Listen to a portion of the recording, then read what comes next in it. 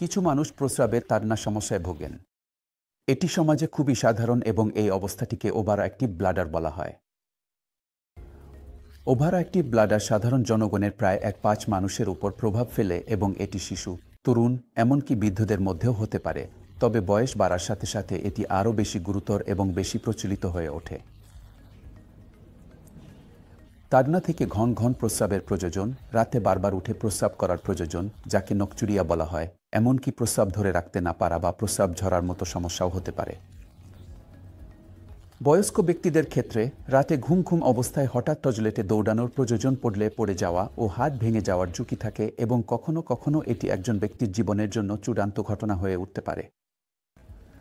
যাদের over active ব্লাডারের কারণে প্রস্রাবের তাড়না হয়, তাদের জন্য জীবনযাত্রার কিছু পরিবর্তন, যেমন তরল পানীয়ের পরিমাণ নিয়ন্ত্রণ করা, চা, কফি ও অ্যালকোহল কম খাওয়া, যদি স্থূলতা থাকে তাহলে ওজন কমানো, ধূমপান এড়ানো, এইসব জীবনধারার পরিবর্তন ওভার অ্যাক্টিভ ব্লাডারের উপসর্গ কমাতে সাহায্য করতে পারে।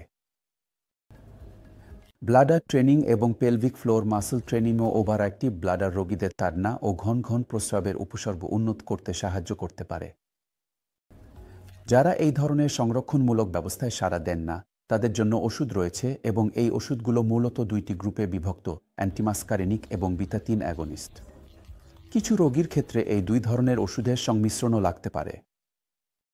এই রোগীদের বিশাল সংখ্যাগরিষ্ঠ অংশকে জীবনযাত্রার পরিবর্তন, ওষুধের চিকিৎসা এবং অন্যান্য সংরক্ষণমূলক ব্যবস্থার সমন্বয়ে নিয়ন্ত্রণ করা যায়।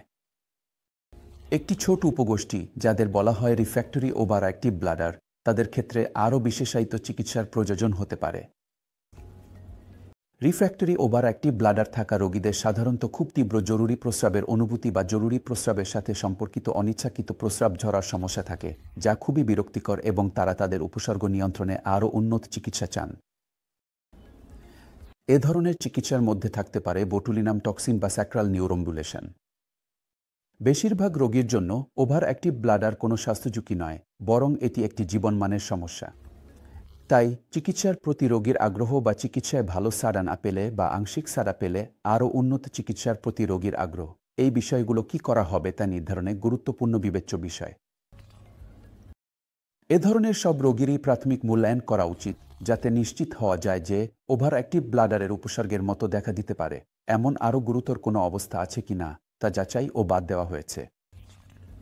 উপযুক্ত চিকিৎসার মাধ্যমে বেশিরভাগ ওভার অ্যাক্টিভ ব্লাডার রোগীর জন্য তাদের উপসর্গ ভালোভাবে নিয়ন্ত্রণ করা এবং ভালো জীবনমান বজায় রাখা সম্ভব হওয়া উচিত।